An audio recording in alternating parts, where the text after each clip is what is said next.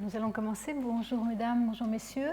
Avant de commencer, je voudrais demander aux étudiants des écoles doctorales qui sont inscrits à ce cours pour que ça compte dans leur cursus, si vous voulez bien rester à la fin du cours pour venir me voir, pour parler des posters pendant le workshop. Voilà. Donc aujourd'hui, je vais enfin pouvoir vous montrer les différentes définitions de la limite lithosphère-asténosphère, ce qui était vraiment le but des deux premiers cours, et ensuite passer aux méthodes sismologiques en premier, qui bien sûr sont les méthodes les plus résolvantes pour ce qui est de la structure de l'intérieur de la Terre. Alors, les différentes définitions, c'est en fait la fin de mon dernier cours.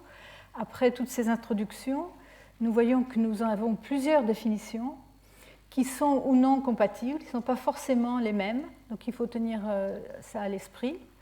Donc d'abord une définition mécanique, donc la définition essentielle de la lithosphère, qui est la couche rigide, peu déformable, qui est donc près de la surface de la Terre et qui suit le mouvement des plaques de manière cohérente.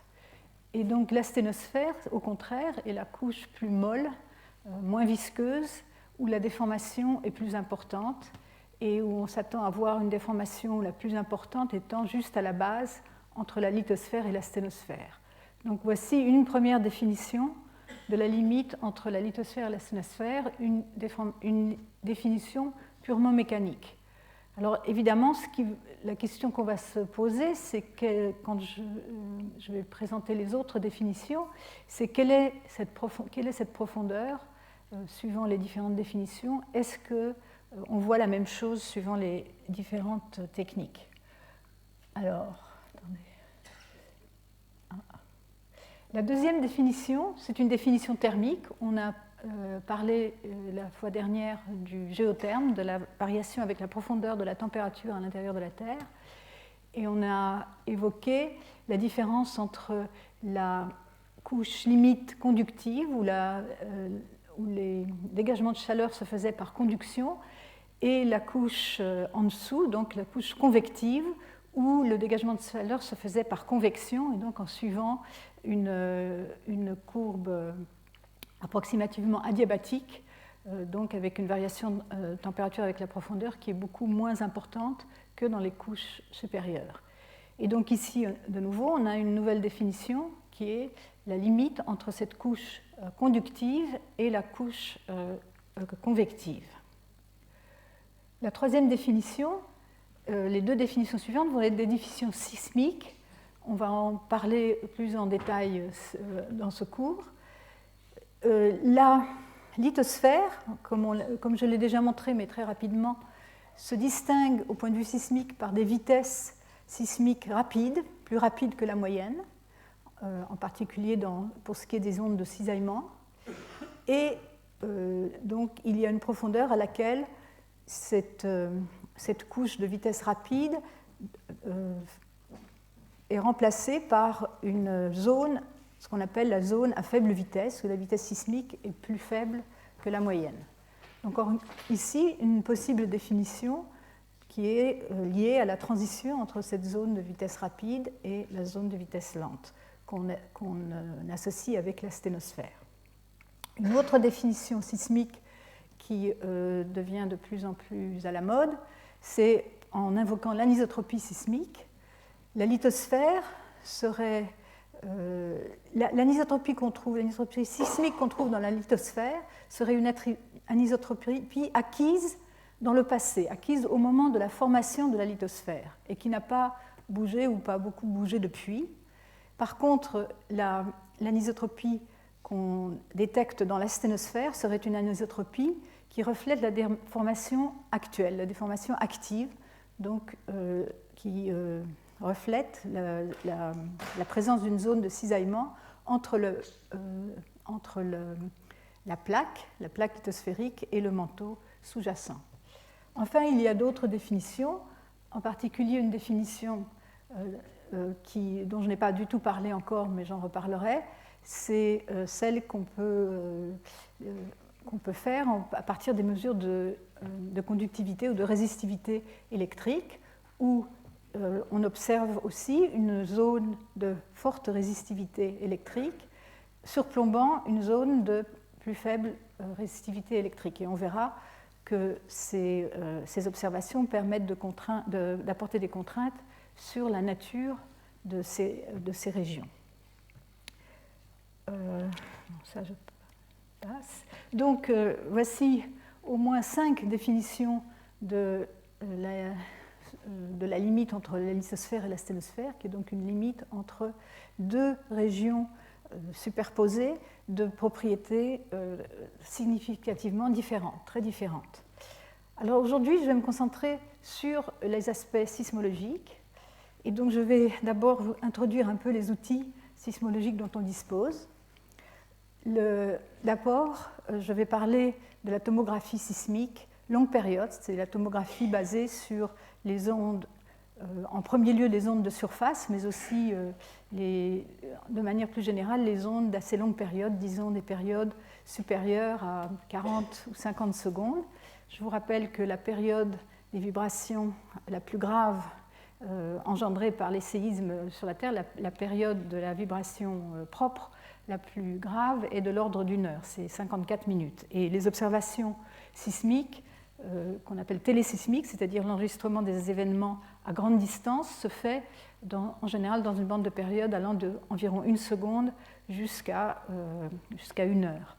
Et donc on distingue les longues périodes et les courtes périodes. À partir de les courtes périodes, c'est tout ce qui est autour d'1 seconde, 1 à 10 secondes. Ce sont les ondes de volume qui traversent la Terre dans son volume. Je vais parler du splitting ou de la biréfringence des ondes SKS. Je vais introduire ces termes. Et enfin, je vais aborder, mais sans doute je n'aurai pas le temps d'en parler beaucoup cette fois-ci, parler des ondes de volume qui sont réfléchies ou converties aux discontinuités de structure et qui nous apportent des informations complémentaires à celles de la sismologie longue période. Alors, donc, quand on regarde un sismogramme, on voit apparaître, je vous ai déjà montré cette figure, ça c'est un sismogramme engendré par un séisme, celui de Californie 1989, Loma Prieta, enregistré en Finlande. Et donc, on voit la série des ondes de volume ici, l'onde P, l'onde S, et les diverses ondes réfléchies ou converties sur les différentes discontinuités de la Terre. Et derrière, une énergie, un paquet d'énergie qui correspond aux ondes de surface qui contiennent l'essentiel des longues périodes dans ce contenu fréquentiel et qui se propagent le long de la surface de la Terre. Se propagent le long de la surface de la Terre avec une énergie qui diminue exponentiellement avec la profondeur.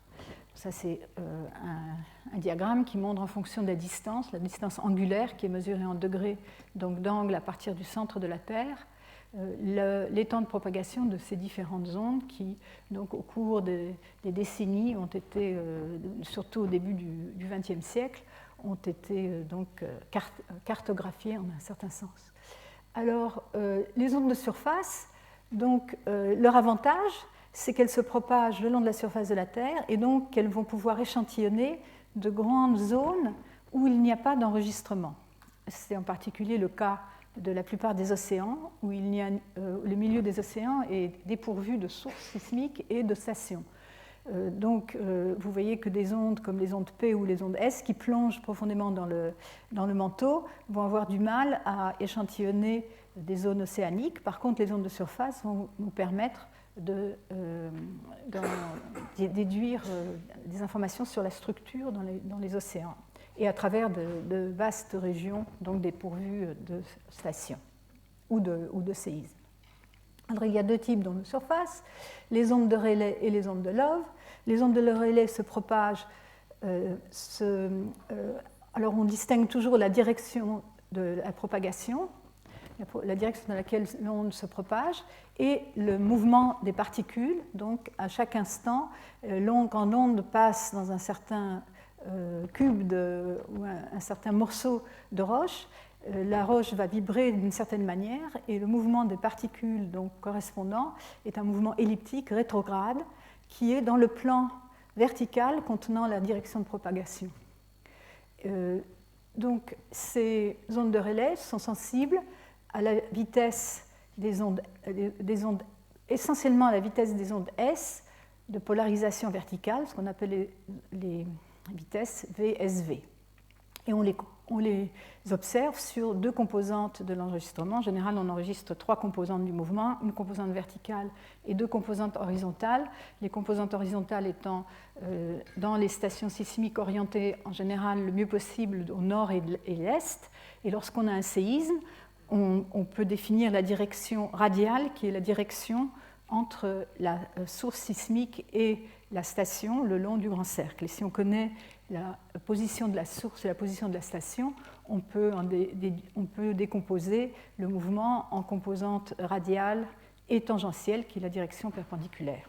Et donc ces ondes-là, on les observe sur la composante verticale et la composante radiale, qui est la composante horizontale, dans la direction de la propagation.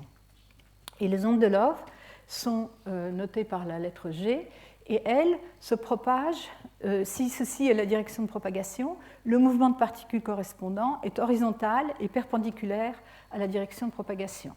Donc elles vont être sensibles à la structure en VSH, structure en vitesse polarisation horizontale, transverse. Et elles sont observées sur la composante transversale, qui est la composante horizontale perpendiculaire à la direction de propagation. Ces ondes de surface, donc il y en a 2 types, et on a déjà évoqué les propriétés d'anisotropie, la différence entre les vitesses observées pour les ondes polarisées verticalement et celles polarisées horizontalement.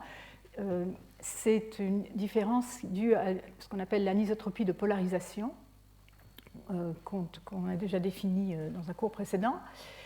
Ces ondes sont donc sensibles principalement à la vitesse de cisaillement. Elles sont aussi sensibles aux autres paramètres élastiques qui sont la vitesse de compression et la densité, mais beaucoup moins, ce qui fait qu'on ne peut pas vraiment, par imagerie, obtenir des renseignements sur ces deux autres éléments élastiques, paramètres élastiques. Par contre, pour ce qui est de la vitesse des ondes S, non seulement elles sont très sensibles à cette vitesse, mais elles sont aussi donnent une information sur l'anisotropie de polarisation, l'anisotropie radiale, qui se manifeste par une différence entre VSH et VSV. Elles donnent aussi des renseignements sur l'anisotropie azimutale, qui manifeste la variation avec l'azimut, c'est-à-dire avec la direction de propagation dans le plan horizontal de la vitesse. Ce sont des ondes qui ont des propriétés très importantes, qui sont des ondes dispersives, c'est-à-dire que leur vitesse de propagation dépend de leur période. Je vais vous montrer ça un peu plus. Comme j'ai déjà dit, elles se propagent le long de la surface de la Terre et leur sensibilité à la structure diminue avec la profondeur. Cette sensibilité dépend de leur fréquence et du mode de vibration considéré, puisqu'il y a un certain nombre, il y a ce qu'on appelle un mode fondamental et des modes harmoniques. On les distingue par le nombre de nœuds en profondeur de leur déplacement lorsqu'elles se propagent. À longue période, plus la longue période est longue, plus elle échantillonne profondément dans le manteau. Et donc on va distinguer, on va utiliser les ondes de longue période pour étudier le manteau profond, et par contre les ondes de relativement courte période, de l'ordre de pas plus de 10 à 20 secondes, vont être utiles pour l'étude de la croûte et de la limite croûte-manteau. Ce qui est intéressant, c'est qu'elle a une fréquence donnée. Les modes harmoniques des ondes de surface sont sensibles à une profondeur plus importante. Donc si vous avez des ondes si vous regardez un enregistrement filtré à 100 secondes, votre mode fondamental verra, disons, surtout les 100 premiers kilomètres de la Terre, mais si vous avez accès aux mesures des harmoniques, vous pourrez voir jusque dans la zone de transition du manteau. Alors, j'illustre ceci. Voici un enregistrement, donc c'est 3 enregistrements, mais c'est dans la même station sismique, donc à la distance de 110 degrés. Donc 110 degrés, ça correspond à peu près à 12 000 km de distance le long de la surface de la Terre, puisque ces distances sont mesurées en angle à partir du centre de la Terre. Et on a les trois composantes du mouvement ici, sur presque 4500 secondes, donc pas tout à fait une heure pas tout à fait 2 heures d'enregistrement de ces ondes. Et on voit d'abord les trains d'ondes de volume. Ici, la composante verticale, la composante transversale et la composante radiale. Et on voit ces ondes de relais, comme on s'y attend, sur la composante verticale et sur la composante transverse, et l'onde de Love sur la composante radiale et verticale, et l'onde de Love sur la composante transversale. On voit aussi très bien leurs propriétés dispersives. Sur l'onde de Love, vous voyez ici, les vibrations de plus longue période arrivent les premières, suivies par des vibrations de plus en plus courte période. On le voit aussi dans les ondes de relais, mais un peu moins. Ensuite, les harmoniques, ce sont des combinaisons d'ondes de volume. Et si on regardait à un peu plus longue période, on verrait, au lieu de ces ondes bien séparées dans l'enregistrement, on verrait un paquet d'ondes qui représenterait le mélange de différents harmoniques. Alors ici, c'est un enregistrement sur... Donc on est dans une station, on a l'enregistrement vertical, le nord et l'est. On a déjà localisé le séisme, donc on sait comment faire une rotation des composantes horizontales pour être dans la direction radiale et transverse. Et on voit très bien ici se séparer les ondes de type relais et de type Love. Alors ici, c'est 4500 secondes d'enregistrement, mais lors d'un grand séisme, d'un fort séisme, ces ondes se propagent autour de la Terre, continuent à se propager et à faire le tour de la Terre plusieurs fois dans un sens ou dans l'autre. Donc ici, vous avez une source et une station. Vous avez le premier train des ondes de relais qui arrive sur ce qu'on appelle le petit arc. Le deuxième va arriver un peu plus tard. Ce sera propagé le long du grand arc. Et ensuite, vous verrez celui qui est parti dans la direction du premier train, R1, et qui aura fait un tour de Terre de plus, etc., etc. Donc on voit une succession de trains. Ici, on a un enregistrement sur 14 heures d'un séisme de magnitude 6,8 en Chine, à la frontière entre la Chine et Burma, et qui était observé en Californie. Et vous voyez donc ces trains d'ondes qui s'atténuent au cours du temps, dû à deux effets. Le premier, c'est que la Terre n'est pas exactement élastique. Il y a aussi perte d'énergie de manière anélastique et aussi des effets de dispersion géométrique, de geometrical spreading en anglais. Alors, donc, mais vous voyez qu'aussi que, par exemple, si on est dans une région ici océanique sans station, on va pouvoir y accéder à la structure en particulier, si on ne peut pas y accéder par les trains courts, on va pouvoir y accéder par les trains d'ondes qui arrivent de l'autre côté de la Terre. Alors justement, c'est important. Ici, j'illustre la densité d'échantillonnage qu'on peut obtenir à l'heure actuelle. C'est un modèle tout récemment publié dans mon équipe, qui est basé sur des enregistrements de longue période, des ondes de surface, mais aussi des harmoniques. Et on voit ici la densité en chaque point de l'échantillonnage par les ondes qui arrivent sur le petit arc, donc les premiers trains, R1, pour les ondes de relais. Et on voit qu'on échantillonne très bien.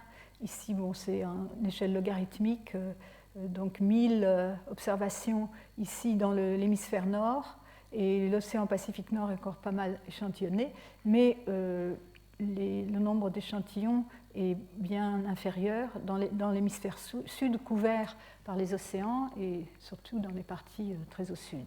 Par contre, si on rajoute donc les observations sur les grands arcs, ici, donc c'est la combinaison des observations sur les petits arcs et les grands arcs, et vous voyez qu'on arrive à un échantillonnage des parties.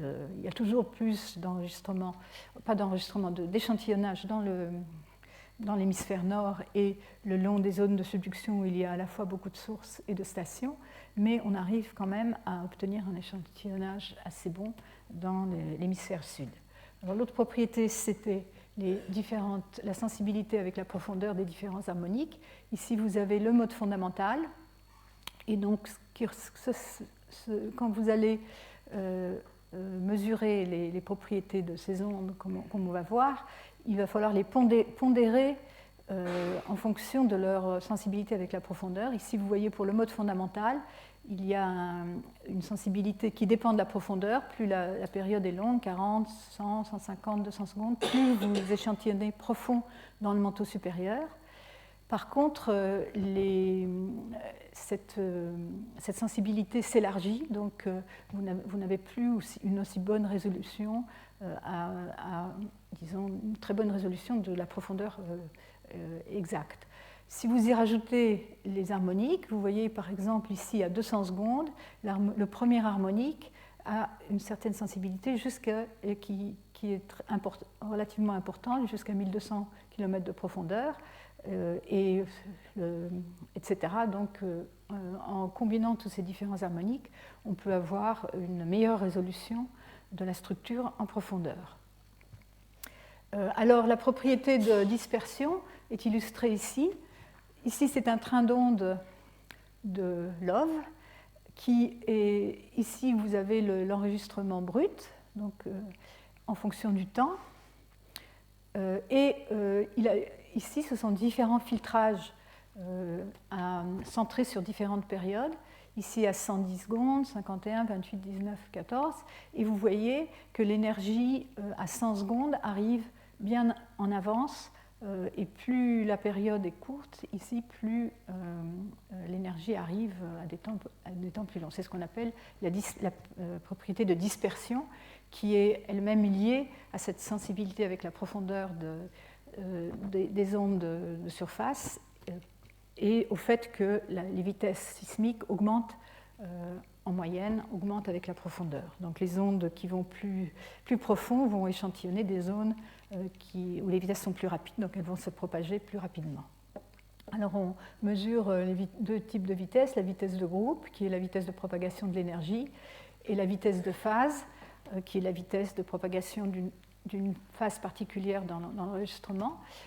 Donc l'énergie, c'est la vitesse de groupe, c'est la dérivée de la fréquence angulaire, donc 2π sur la fréquence, par le nombre d'ondes, et la vitesse de phase, c'est la fréquence sur le nombre d'ondes. Il y a une relation entre les deux.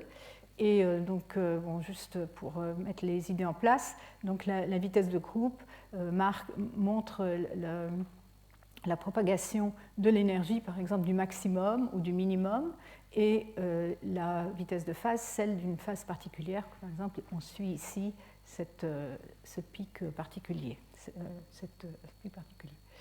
Alors déjà, dans les années 60, et ici je montre j'aime beaucoup cette figure, mais malheureusement je n'ai pas réussi à en avoir une meilleure copie.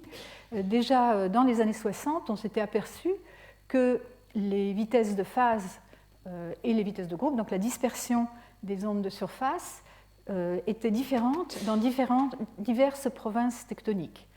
Donc ici vous avez donc des courbes de vitesse de phase en fonction de la période. Vitesse de phase ici en kilomètres par seconde.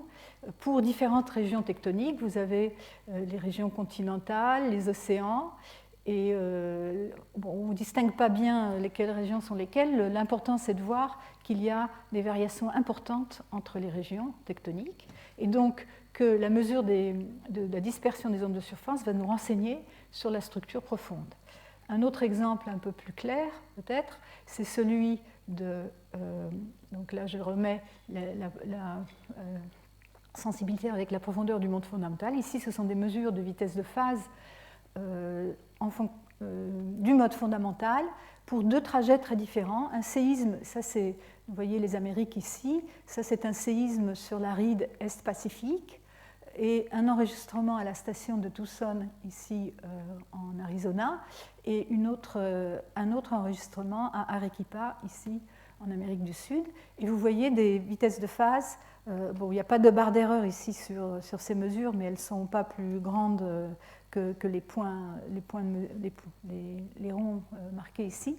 Et vous voyez qu'il y a donc des variations très significatives qu'on peut comprendre en regardant le contexte tectonique. Le trajet vers Tucson traverse des régions très jeunes de l'océan, donc très jeunes, très chaudes, qui vont donc être manifestées par des vitesses plus faibles. Par contre, ici, le trajet à Arequipa traverse des océans, enfin, une zone d'océan de plus en plus âgée, donc les vitesses vont être plus rapides pour refléter ce fait.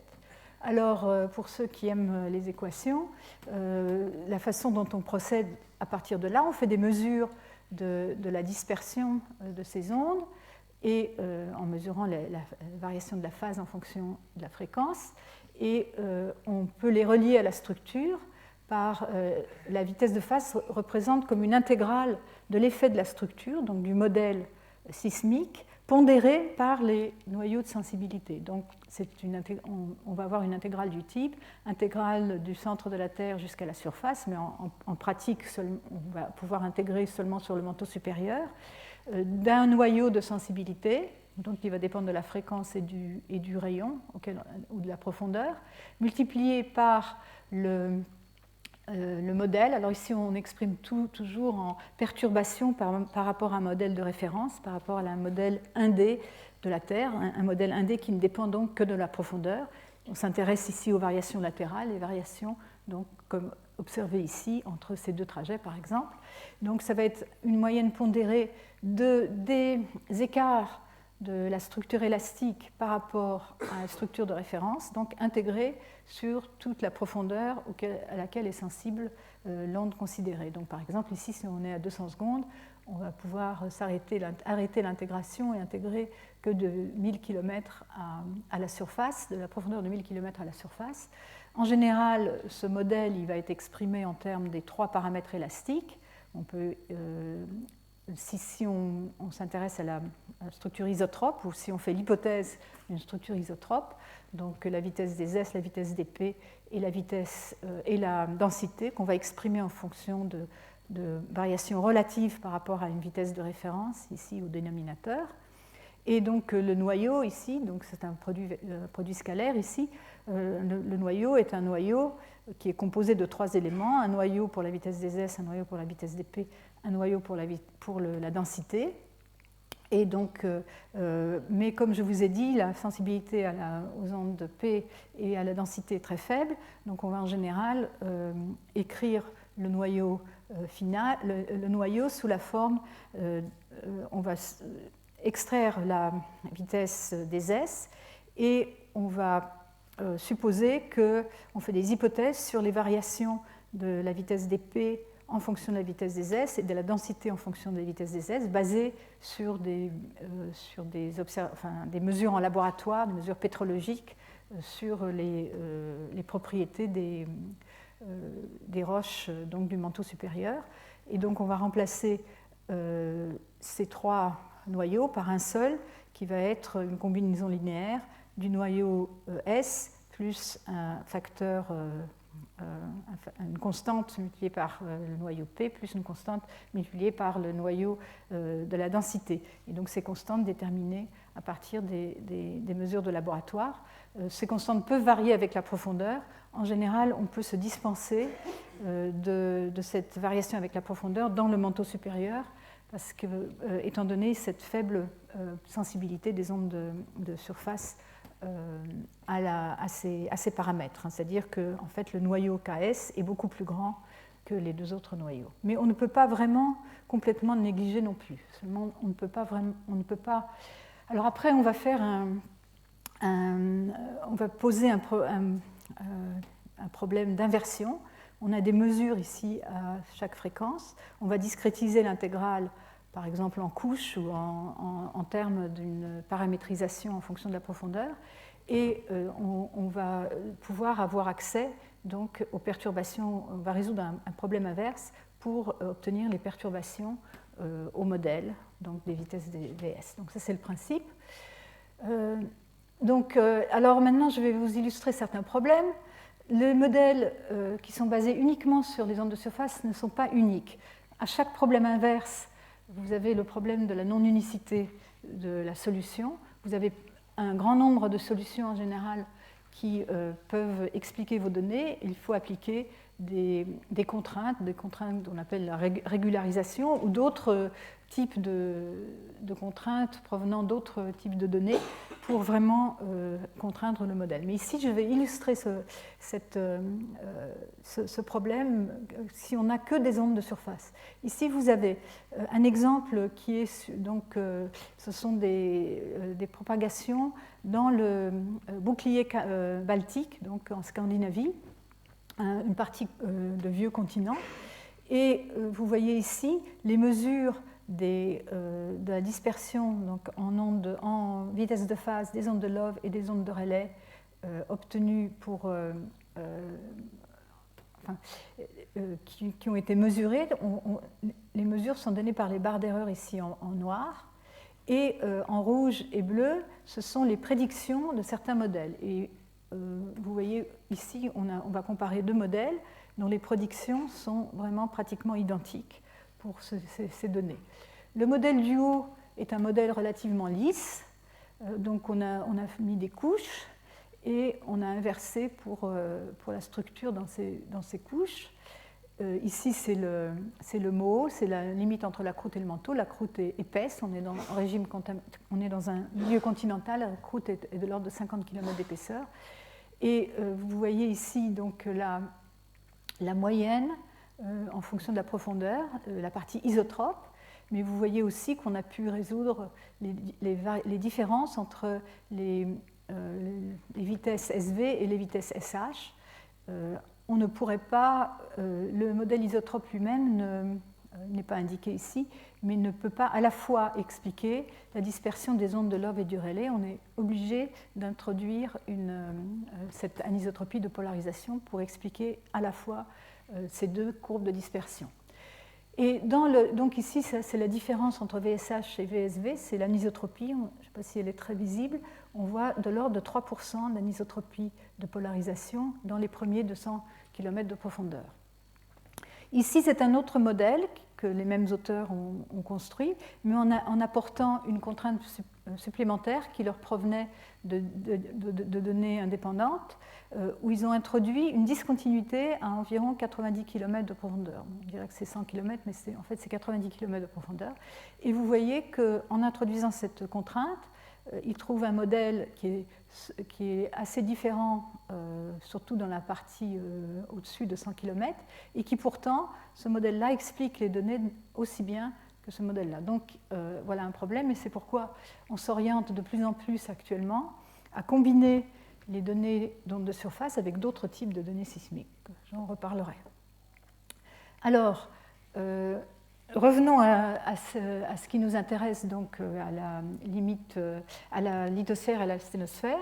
Je vous avais indiqué dans le premier cours qu'en 1926, Gutenberg fait la découverte de la présence ou de l'existence d'une zone à faible vitesse dans le manteau supérieur, qui est centrée autour de 100 km de profondeur, et à partir de mesures de dispersion d'ondes de surface, alors sans doute plutôt en milieu océanique, pour trouver cette profondeur-là.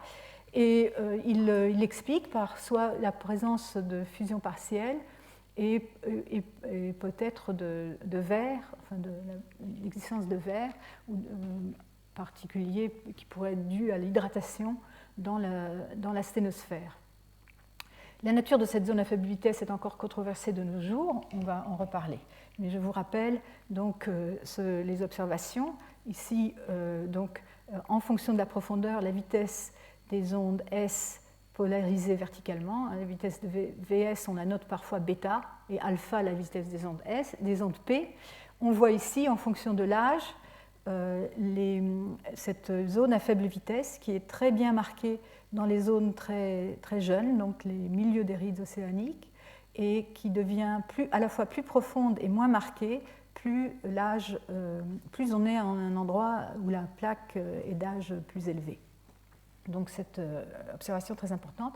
Une autre façon de le voir ici, c'est à partir maintenant d'un modèle tomographique de l'océan Pacifique.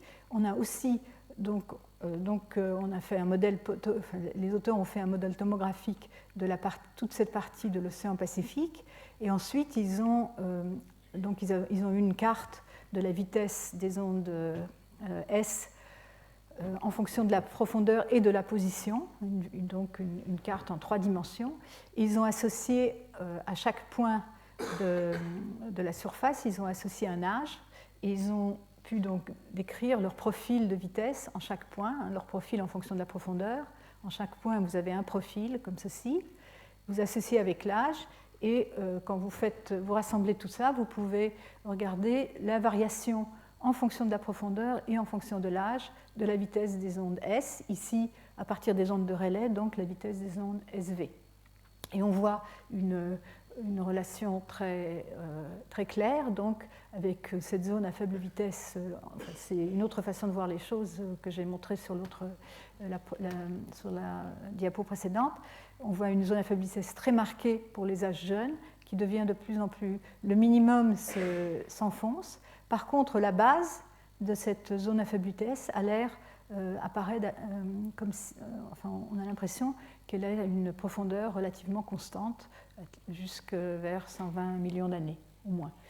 Ce qui est marqué ici en noir, c'est la base de la couche limite thermique telle qu'elle est définie à partir d'un modèle de refroidissement de mi-espace, donc qui semble se corréler pas mal avec des vitesses d'onde de cisaillement de l'ordre de 4,35 km par seconde. Alors ici, donc maintenant, une vue globale des variations latérales de la vitesse SV à partir des inversions d'ondes de surface, d'ondes de Rayleigh. Donc un exemple, je vous en ai montré d'autres dans le premier cours. Encore une fois, on voit cette variation très liée à la tectonique dans la première centaine ou même 150 km de profondeur. Ça s'atténue en profondeur. Ici, à 150 km, vous avez encore des océans plus lents que les continents. Et ce qui ressort le mieux, ce sont les vitesses très rapides dans les parties les plus anciennes des continents, les fameux cratons dont je vais reparler. Et puis, à partir de 250 km de profondeur, la signature des cratons s'atténue, on la voit de moins en moins, ça dépend des modèles. Et dans les océans, la structure n'est plus vraiment liée directement à cette tectonique de surface. Alors, regardons les caractéristiques globales des variations de la vitesse avec la profondeur. Maintenant, en comparaison entre les océans et les continents. Ici, ce sont donc des courbes de vitesse, des profils de vitesse avec la profondeur qui ont été tirés de 2 modèles tomographiques différents pour vous montrer un peu les genres de différences que sont trouvées par différents auteurs suivant le type de données utilisé, suivant les hypothèses de régularisation pour l'inversion qui ont été faites. Mais on voit de manière générale quand même se distinguer certaines observations très claires. Ici, vous avez les moyennes en noir, donc la moyenne globale de la variation en fonction de la profondeur.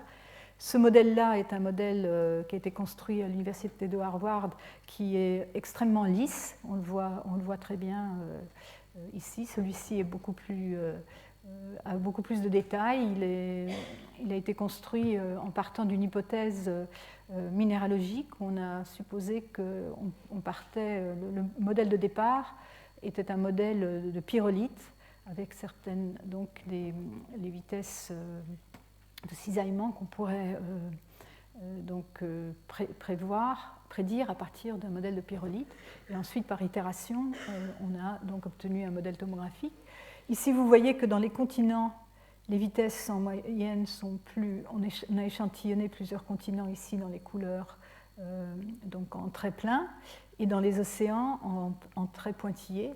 Et vous voyez que dans les continents, les vitesses sont nettement plus rapides dans les premiers 200 à 250 km de profondeur que dans les océans. Donc les courbes se répartissent de part et d'autre de la moyenne globale. Et on voit que ces différences subsistent au moins jusque vers 250 km de profondeur, peut-être même jusqu'à 300 km, encore que si on va pouvoir... on est en train de se... Enfin, il y a un peu une controverse sur la profondeur maximale des variations significatives de ces vitesses. Mais ce qu'on voit ici très bien sur ce modèle-là, en particulier, sur ce modèle-là plus que sur celui-là, c'est ce gradient négatif, ces vitesses très rapides jusque vers 200 km de profondeur, suivies d'une zone à faible vitesse qui est présente non seulement dans les océans, mais aussi dans les continents, mais moins marquée dans les zones de continents anciens.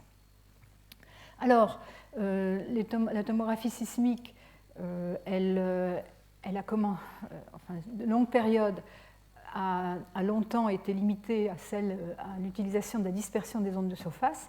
Plus récemment, on utilise des méthodes basées sur la forme d'onde, c'est-à-dire qu'on compare un enregistrement complet d'un séisme, donc une donnée comme indiqué ici. Ici, c'est une donnée à assez grande distance, donc on a l'onde R1 qui est suivie assez rapidement par l'onde R2, et devant, vous avez ces trains d'ondes des harmoniques qui sont tous mélangés parce qu'ils ont en fait des vitesses de groupe très similaires. Et donc on compare cet enregistrement dans l'espace des temps ou dans l'espace des fréquences. Nous travaillons dans mon équipe dans l'espace des temps avec un sismogramme synthétique qui est un sismogramme qui est calculé dans un modèle de Terre a priori et qui est calculé par différentes méthodes. Alors jusque récemment, on calculait ces sismogrammes par une méthode de perturbation de modes propres de la Terre. C'était la théorie des modes propres et la théorie des perturbations des modes propres. Cette théorie marchait très bien, mais elle est approximative. Et donc on faisait une hypothèse que les structures de la Terre étaient très lisses et les variations latérales pas très importantes. Par contre, on sait que les variations latérales sont très importantes dans les couches limites, donc dans les couches qui nous intéressent, la lithosphère et la sténosphère, et aussi à la base du manteau. Donc cette théorie était insuffisante, mais on a pu remplacer ça maintenant. Depuis une dizaine d'années, on a à notre disposition des méthodes beaucoup plus performantes qui sont des méthodes numériques de calcul de sismogramme, du champ des ondes sismiques dans un modèle pratiquement arbitraire, en géométrie sphérique, tout ce qui convient pour les études à l'échelle globale, par des méthodes numériques, la méthode favorite étant une méthode qu'on appelle la méthode des éléments spectraux. C'est une méthode d'éléments finis avec des polynômes de degrés importants dans chaque élément. Et donc ici, vous voyez aussi qu'on a mis des barres. On sépare les trains d'onde, le premier train d'onde, le deuxième train d'onde, le train d'onde des harmoniques, et on va comparer dans ces fenêtres de temps les sismogrammes observés avec les sismogrammes prédits. Et les différences entre les deux vont donc être ensuite expliquées en termes de différences dans le modèle. Donc on va améliorer le modèle au fur et à mesure des itérations. C'est un problème très non linéaire, donc il est important de commencer avec un bon modèle de référence et ensuite il faut un certain nombre d'itérations pour arriver à converger. Alors je vous montre ici les progrès de la tomographie donc du manteau supérieur depuis qu'elle avait les premiers modèles qui datent. Le premier modèle du manteau supérieur est celui de... On peut aller jusqu'à... Enfin, il y a eu quelques autres modèles à la même époque, mais disons que c'est le modèle de référence de Woodhouse-Zdziwiński, donc le modèle M84, qui montrait déjà, ici à 100 km de profondeur, la relation entre les vitesses de cisaillement, ici référées à un modèle 1D, donc ce sont des perturbations par rapport au modèle moyen, et avec donc ce que je vous ai déjà expliqué, les rides chaudes et donc moins rapides que la moyenne, et les continents plus rapides, avec aussi la variation avec l'âge de la plaque, très visible dans l'océan Pacifique. De nos jours, on fait on peut confirmer les grandes lignes. Si vous filtrez en longueur d'onde ce modèle-là, il va ressembler beaucoup à celui d'il y a 30 ans, mais on commence à avoir des détails considérables, même au niveau global. Ce modèle a été donc développé à partir de ces nouvelles méthodes numériques. Alors, un aspect assez intéressant, on peut analyser ces modèles par une méthode tout à fait objective. On peut dire, disons au premier lieu, on peut dire à 100 km, ce qu'on voit ressemble vraiment très bien à la tectonique des plaques. Mais on peut le faire de manière un peu plus objective en faisant appel à ce qu'on appelle l'analyse de cluster.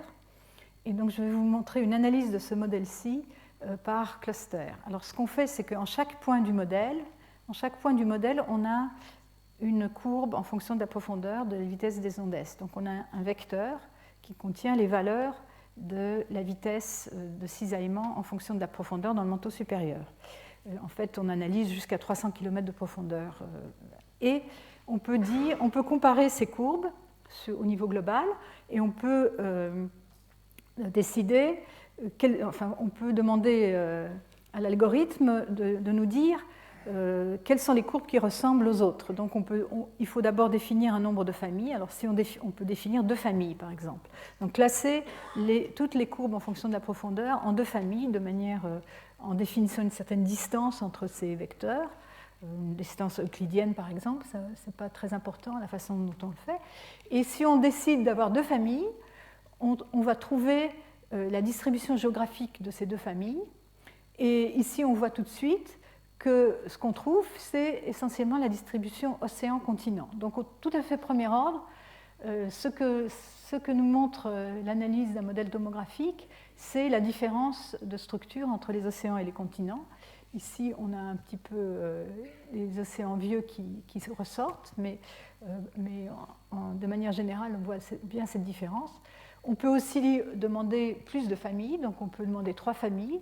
Si on demande 3 familles, on voit apparaître une 3e famille dans les océans. On peut distinguer les océans jeunes, ici, vous voyez les rides, et les océans vieux, et les continents restent à peu près stables. Si on demande 4 régions, on voit apparaître en plus une région de plus dans les continents. On peut distinguer les continents stables des continents qui sont actuellement affectés de mouvements tectoniques. Très bien. Et avec 5 régions, on voit apparaître une 3e région intermédiaire dans les océans. Je reparlerai peut-être un jour de cette figure-là en particulier. Et celle qui me plaît le plus, c'est celle avec 6 régions, où, en plus des 5 régions qui existaient avant, on voit apparaître une région...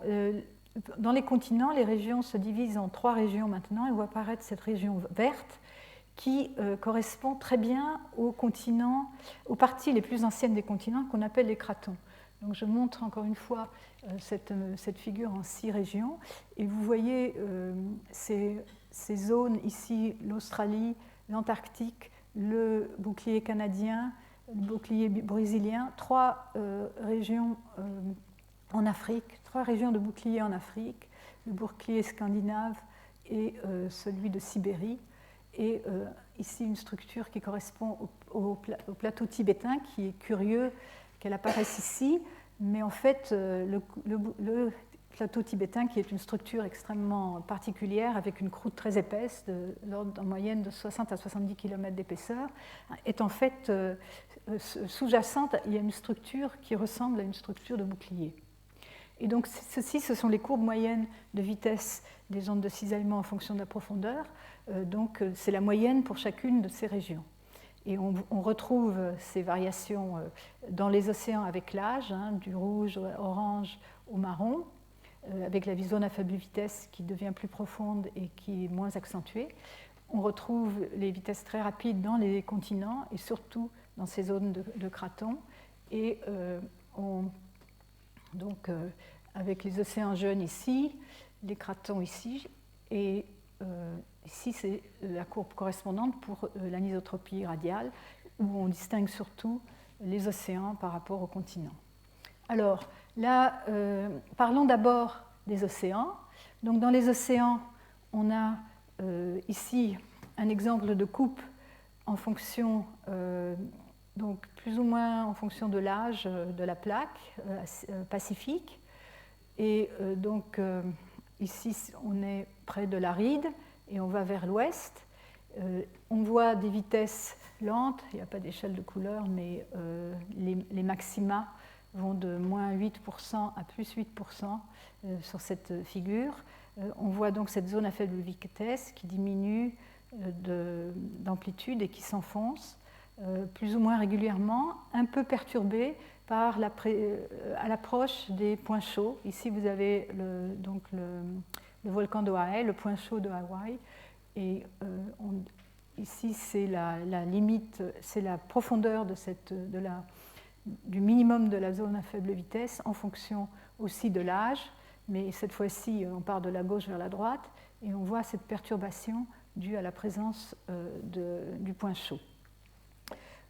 Sous les rides, les vitesses sont très lentes et le minimum est à peu près, il n'y a pas de variation très importante dans le minimum de la vitesse dans la zone à faible vitesse. On voit aussi que cette zone à faible vitesse se termine vers 150 km de profondeur. Plus les variations de vitesse deviennent beaucoup moins importantes à plus grande profondeur.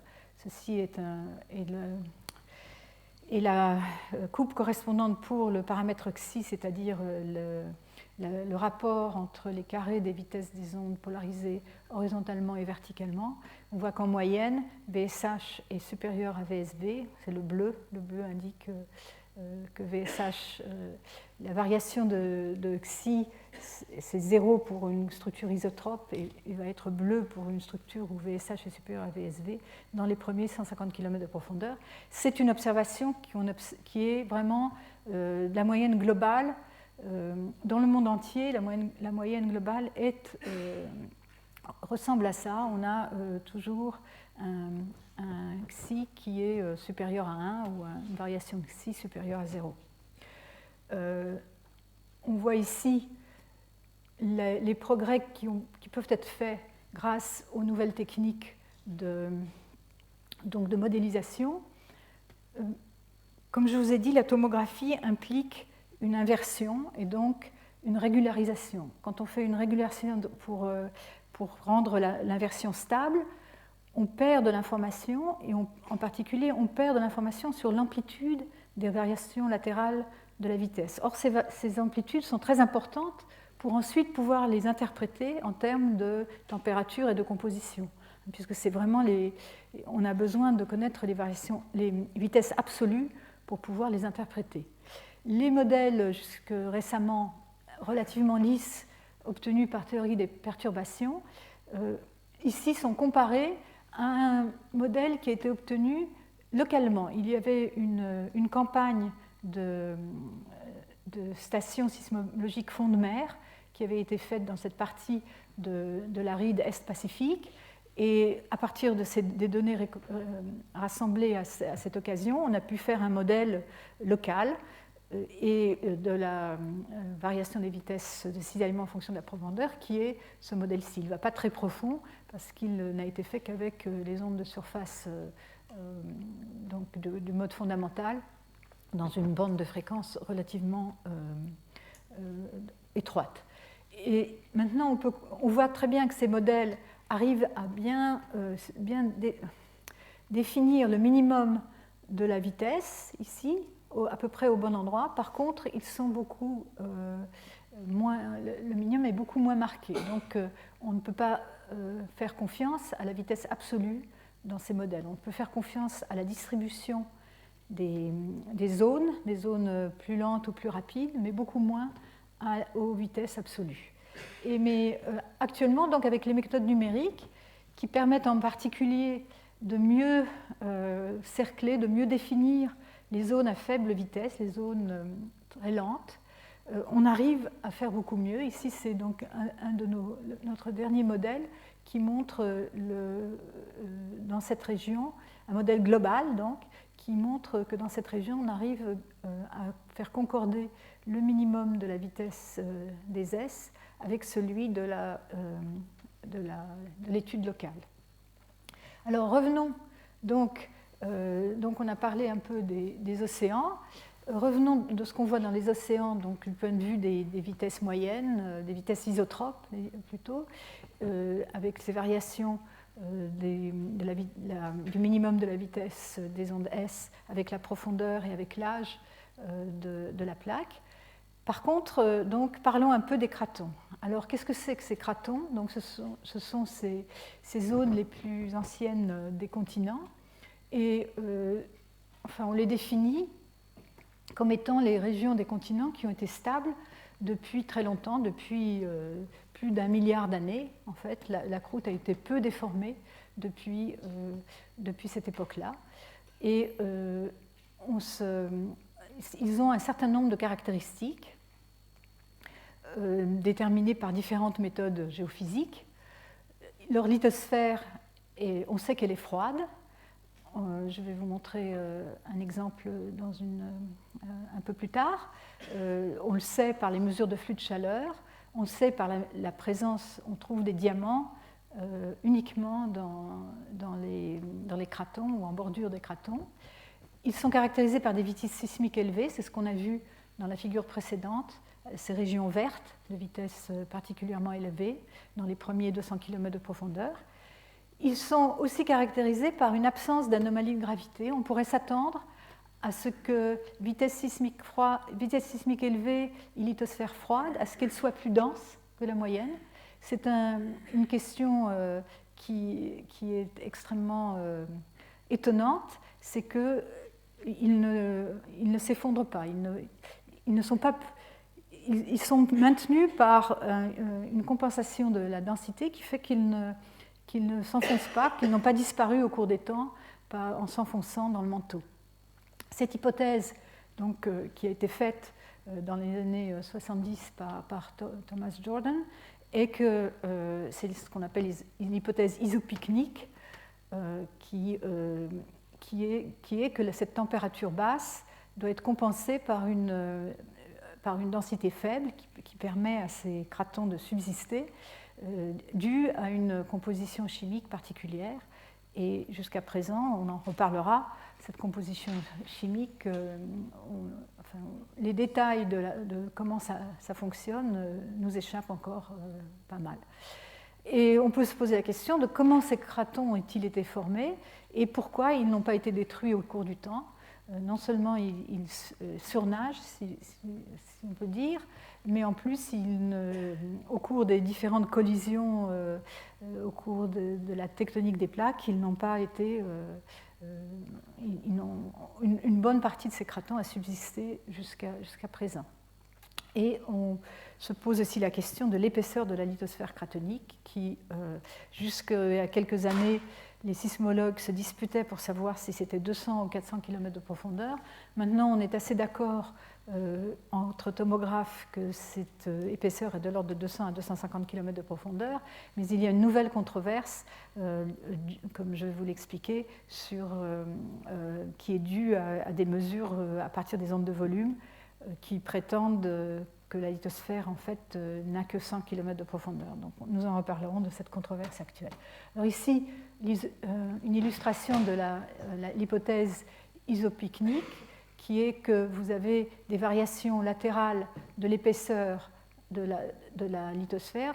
Cet auteur particulier insiste pour que l'épaisseur des cratons ait plus de 300 km de profondeur. Moi, je ne suis pas d'accord avec ça, mais donc, il avait défini la base de ce qu'il appelait la tectosphère, donc la base de la zone qui se déplace de manière cohérente avec les plaques. Et donc pour compenser donc ces variations de profondeur entre ces variations latérales, donc entre un manteau ici, donc de composition, celui de la sténosphère, il faut introduire donc une composition différente qui permettent donc d'avoir des densités plus faibles. Alors il avait proposé que cette tectosphère contenait moins de fer et d'aluminium, le fer étant très lourd par rapport, donc, en proportion par rapport au magnésium. Et que cette composition aurait été donc, le résultat de fusion partielle et donc du produit de cette fusion partielle. Voilà, alors ça c'est juste pour montrer comment ça marche. Hein. Ici vous avez vous voulez égaliser les densités et donc il faut compenser les effets de température et les effets de composition. Alors ici c'est une carte des âges de la croûte continentale dans le monde entier, où on voit les régions les plus anciennes, les régions d'âge archéen, donc d'âge supérieur à environ 1 milliard d'années, et donc plutôt 2, et ensuite les régions très stables, donc les régions précambriennes qui ont des âges supérieurs à environ 600 millions d'années, et ensuite les régions beaucoup plus jeunes qui ont été donc remaniées et déformées au cours des temps plus récents. Et donc ces cratons, ici sont caractérisés par le fait qu'ils sont froids. Je voulais vous parler en particulier des champs de diamants qui sont donc distribués dans le monde entier, dans certaines de ces régions, qui sont toutes des régions très anciennes, donc les plus anciennes d'âge archéen, et ces diamants, ils proviennent, il y a deux formes disons, principales du carbone, hein, le graphite et le diamant, et pour former du diamant, il faut à la fois des très hautes pressions et des basses températures. Donc c'est le fait qu'on trouve ces diamants dans les régions de cratons nous indique, en plus ils remontent dans des... on les trouve dans les zénolithes, qui sont des roches qui sont remontées de grande profondeur dans le manteau, jusqu'à 200 km de profondeur. Ici, on voit un morceau de zénolithe qui est entouré d'une gangue qui a été acquise au cours de... Ce sont des intrusions magmatiques qui sont remontées de grande profondeur. Et donc ces diamants et les zénolithes dans lesquels ils sont imbriqués, on peut les analyser par une technique de thermobarométrie, donc une technique géochimique, qui permet de savoir à peu près à quelle pression et à quelle température ils ont été formés. Et donc on trouve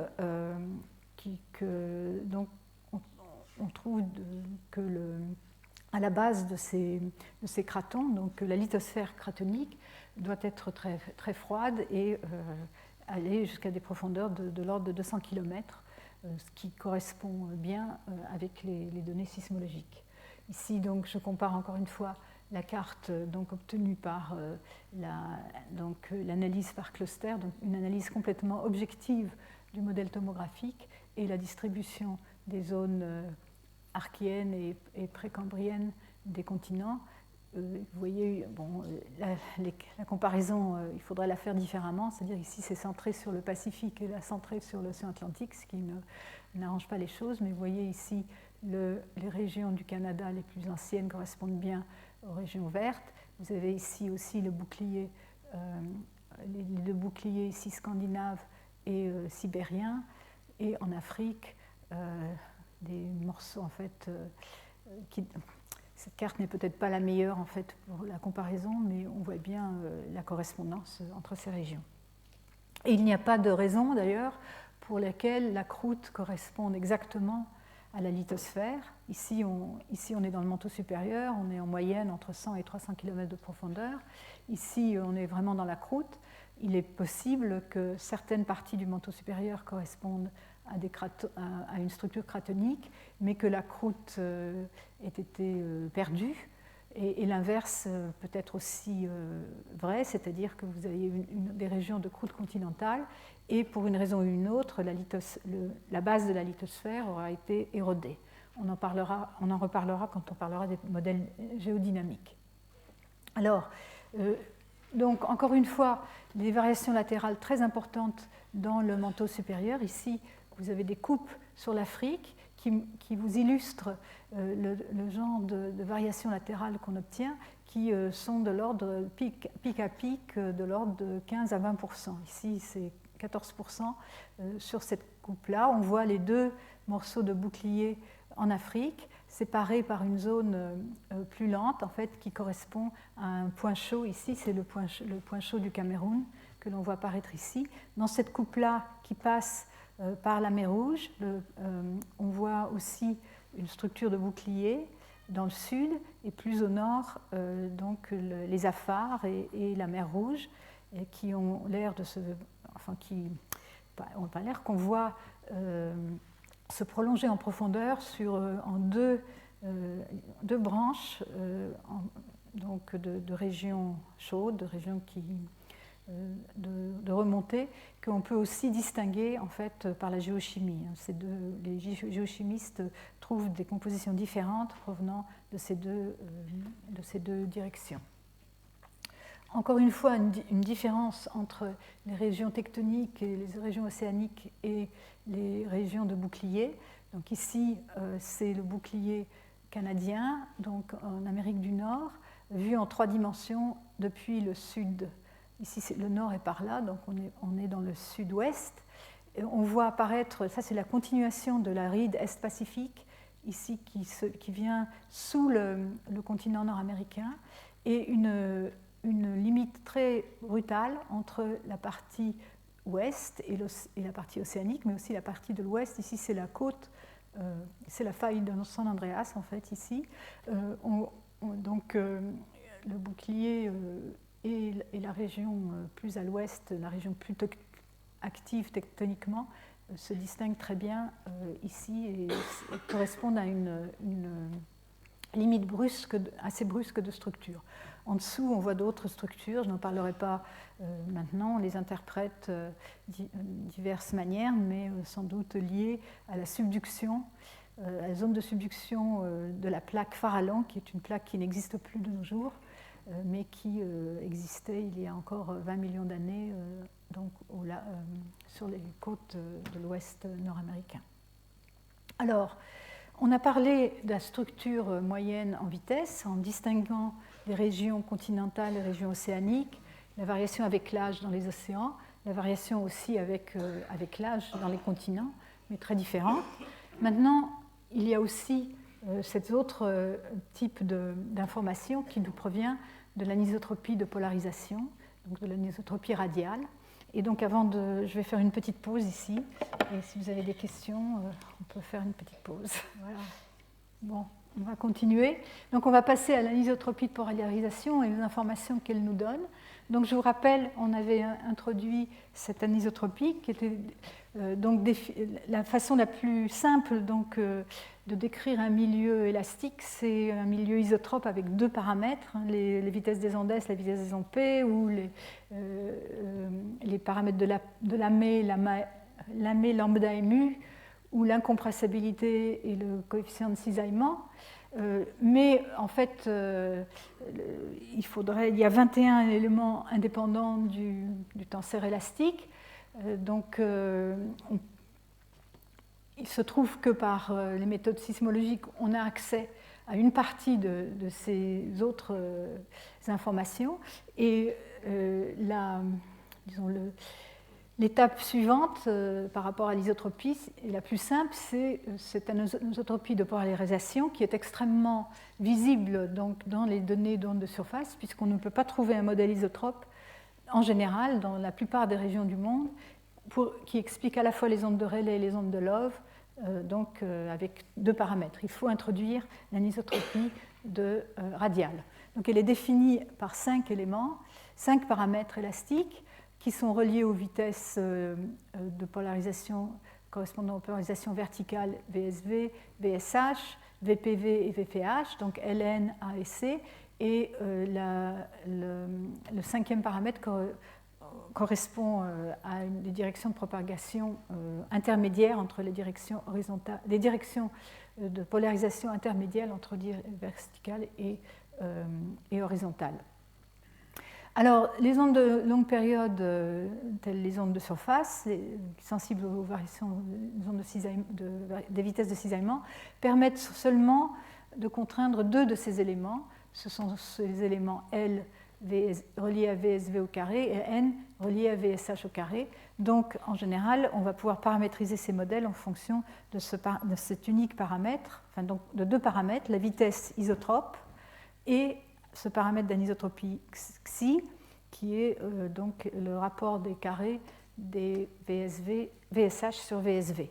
Donc, dans un cas isotrope, xi est égal à 1, lorsque VSH est supérieur à VSV, il sera supérieur à 1, et vice-versa. Et donc ça, c'est ces variations latérales qui peuvent être reliées aux variations latérales des vitesses SH et SV.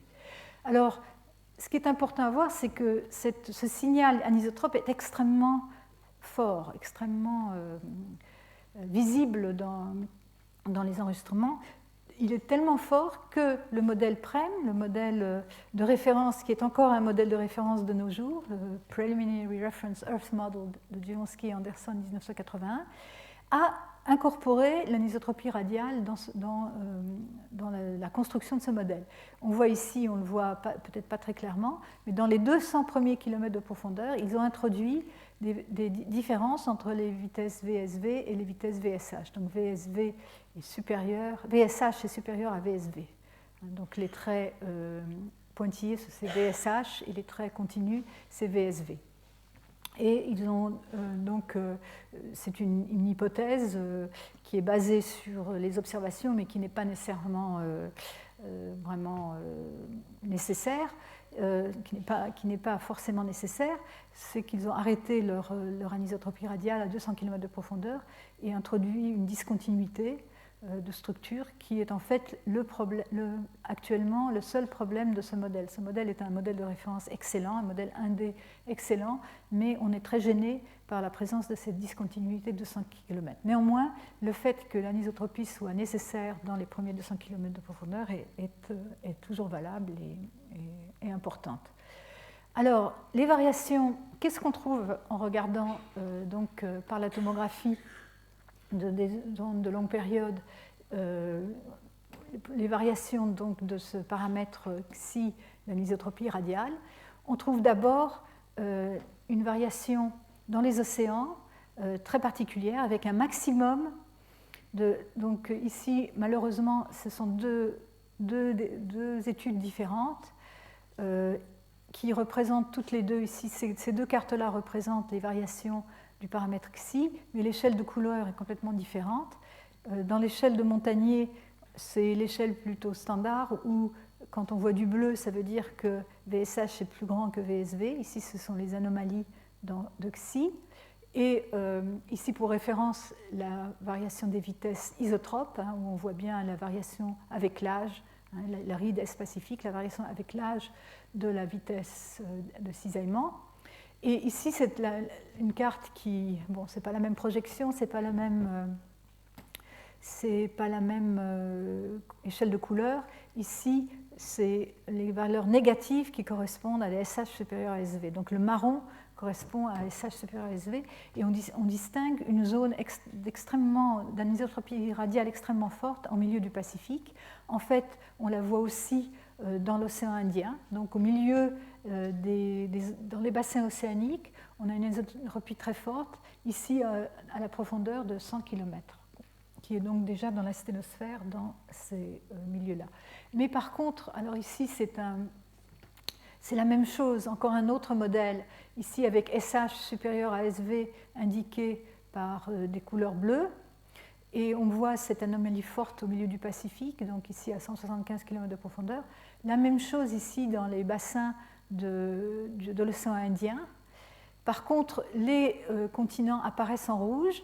Ils apparaissent en rouge parce qu'on a déjà soustrait le modèle de référence, le modèle PREM. Si on n'avait pas soustrait le modèle PREM, on ne verrait rien, tout serait en bleu. Donc toute cette carte, ce qu'elle dit, c'est que simplement les continents sont moins anisotropes que les océans. Ils ont moins d'anisotropie que les océans. Ils sont plus isotropes à cette profondeur-là. Par contre, les océans sont encore plus forts que la moyenne.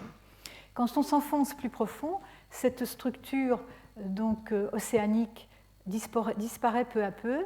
Et ce qui reste, du moins dans certains continents, c'est une signature en VSH supérieur à VSV dans les régions stables continentales. Bon, ce n'est pas forcément très clair ici, mais on voit bien cette différence entre ces deux profondeurs, avec un signal fort ici dans les océans et ici un signal beaucoup plus fort sur les continents.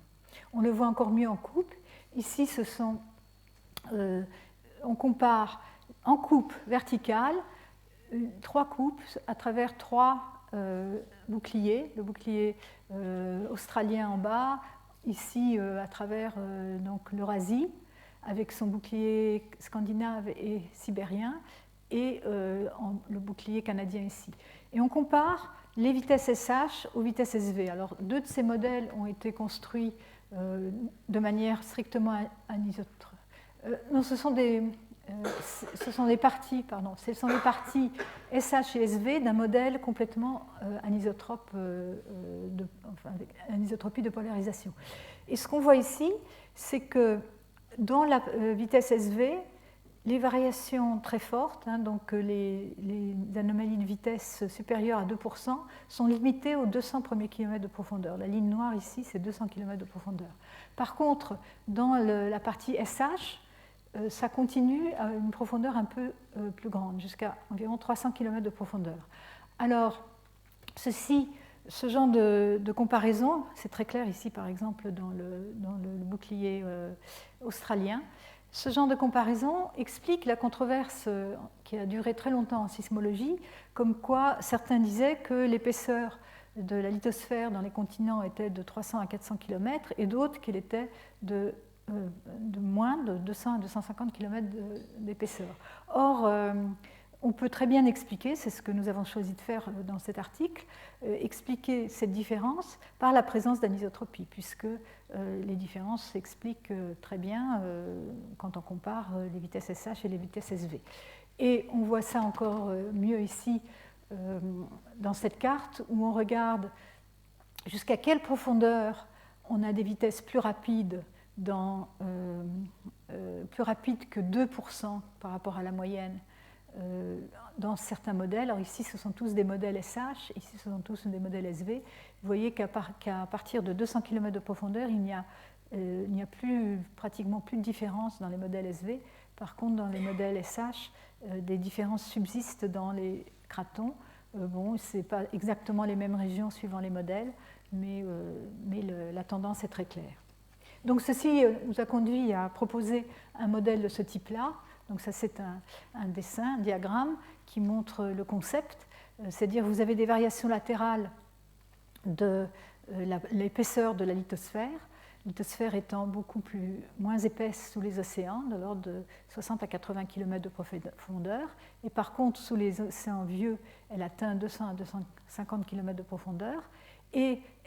Mais partout, en dessous, vous avez une zone qui correspond à l'asténosphère, une zone de déformation actuelle, où l'anisotropie est très forte, l'anisotropie radiale avec SH supérieur à SV. Ça explique cette zone très importante d'anisotropie sous les océans vers 150 km de profondeur et la zone correspondante entre 200 et 300 km de profondeur sous les continents.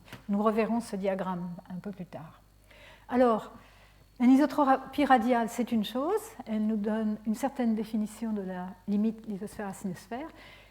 Il y a encore d'autres informations que nous permettent les observations d'ondes de longue période, c'est celle d'anisotropie azimutale. Alors là, ça c'était des notes pour moi, mais j'aurais dû enlever.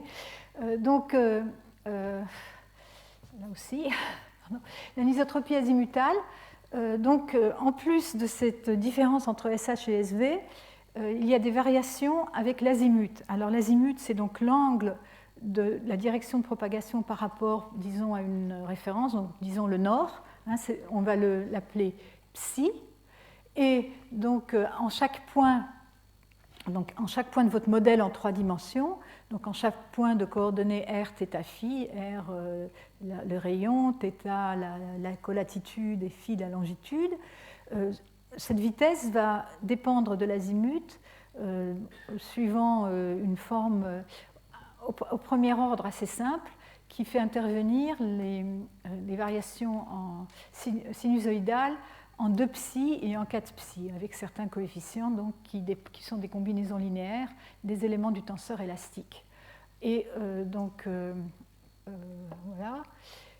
Là-dedans, la flèche est mal placée. Là-dedans, le terme qui ne dépend pas de l'azimut, c'est un terme qui va, lui, dépendre des coefficients d'anisotropie de polarisation. Donc, quand on va faire une tomographie, si on a une bonne distribution azimutale, on va pouvoir avoir accès la première étape à l'anisotropie de polarisation, et ensuite on va regarder les variations azimutales et on va avoir accès à ces termes suivants. Alors, les termes en 2 psi sont accessibles relativement facilement. Les termes en 4 psi qui nécessitent un échantillonnage beaucoup plus important en azimut sont beaucoup plus difficiles à obtenir. On a de la chance, c'est que pour les ondes de Rayleigh, ces variations en 4 psi sont très faibles, du moins prédites pour des structures des roches du manteau, telles l'olivine, et donc on va pouvoir se contenter des termes en 2 psi. Donc on va rajouter deux coefficients en plus des coefficients de l'anisotropie de polarisation, des coefficients donc B et C. Alors je vais peut-être passer ça, mais encore une fois, donc les vitesses de phase. Par exemple, si on veut étudier des vitesses de phase, les ondes de Rayleigh, qui est donc la méthode un peu classique, on va avoir une mesure de la vitesse des phases, on va faire des cartes de mesure de vitesse de phase en fonction de la fréquence. À chaque fréquence, on va avoir une mesure, donc une carte mondiale. On va d'abord avoir des mesures sur des trajets, et ensuite on va combiner toutes ces mesures sur tous les trajets sur station pour en déduire la vitesse de phase locale en chaque point de coordonnées θ phi à la surface de la Terre et en fonction de la fréquence. Et ça va être lié à une intégrale de la structure, donc en fonction de... il manque ici un terme, il va falloir que je révise cette équation. Il y a le terme isotrope, plus le terme d'anisotropie radiale, plus ces termes d'anisotropie azimutale qui vont tous dépendre de la profondeur, de la position et de la fréquence considérée. Ce sont donc ces fameuses fonctions de sensibilité avec la profondeur des vitesses de phase qui vont donc nous renseigner. On va pouvoir traduire la dépendance en fréquence des vitesses de phase mesurées en dépendance en profondeur de tous ces paramètres. Et donc on va avoir l'anisotropie radiale qui correspond en fait à une hypothèse d'axe d'anisotropie, d'axe de symétrie verticale, et ces deux termes d'anisotropie azimutale, les termes qu'on appelle, disons, par convention GC et GS, qui en fait vont correspondre à une autre hypothèse d'axe de symétrie horizontale. Et en combinant les deux, un jour, on va peut-être avoir accès à aussi l'orientation de l'axe de symétrie de l'anisotropie, mais pour l'instant, on se contente de décrire les modèles en termes d'anisotropie radiale et d'anisotropie azimutale. Alors, les premiers modèles d'anisotropie azimutale à partir de la tomographie ont été réalisés il y a déjà un peu plus d'une vingtaine d'années. Ceci, ce n'est pas le premier modèle, mais c'est un des premiers modèles globaux, vraiment globaux, décrivant cette anisotropie. Ça me permet de vous guider sur ce qu'on va voir sur ces cartes. Donc on va voir des bâtons, et ces bâtons ont une certaine orientation.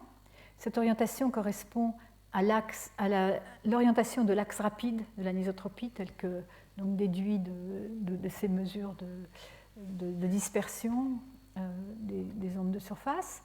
Et la taille de ce bâton va être proportionnelle à l'amplitude de l'anisotropie. Ici, cette carte n'a pas été inversée en profondeur.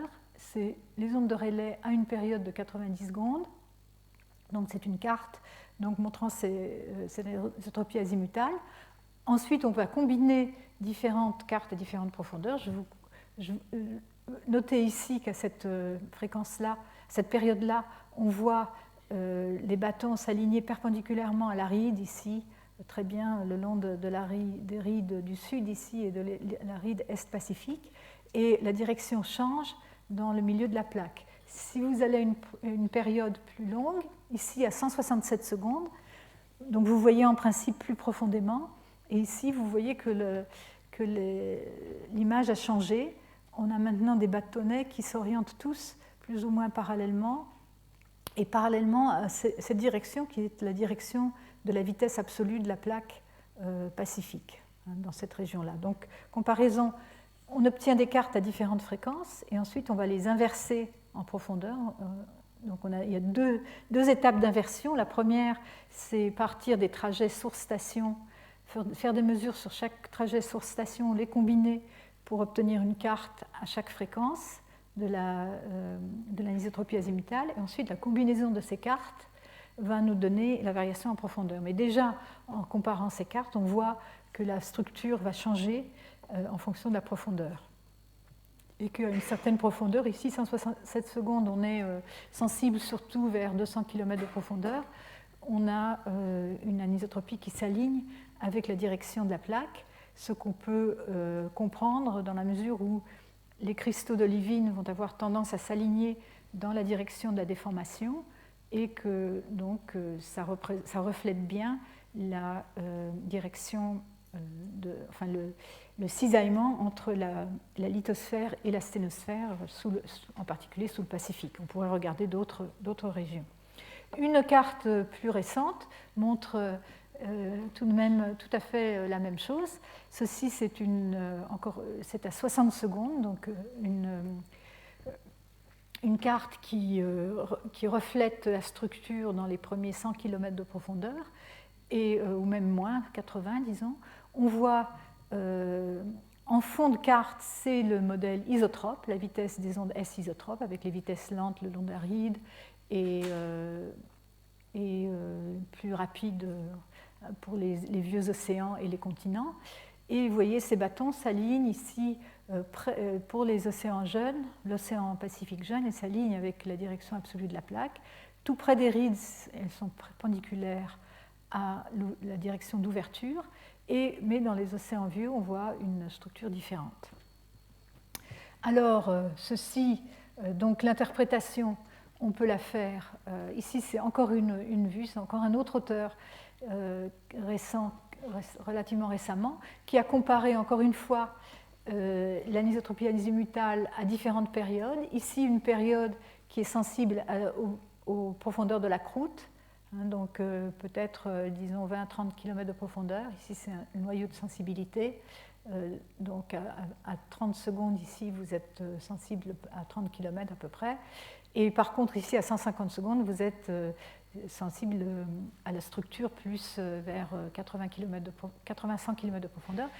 La façon dont c'est représenté ici, ce n'est pas avec les bâtonnets, mais les auteurs ont cartographié la différence de direction entre la direction de l'axe rapide observée par l'anisotropie et la direction de la plaque.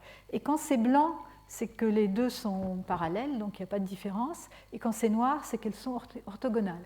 Et vous voyez qu'à 25 secondes, on a une correspondance avec la direction de la plaque pacifique pour les âges jeunes. Ici, vous voyez les contours montrent les âges de plus en plus anciens. C'est la carte des âges de l'océan Pacifique. Par contre, pour les âges anciens, la direction n'est pas du tout la même. Et quand vous êtes à 150 secondes, donc déjà dans la sténosphère, l'alignement est excellent partout. Donc ceci nous fait penser à ce modèle de lithosphère de profondeur variée.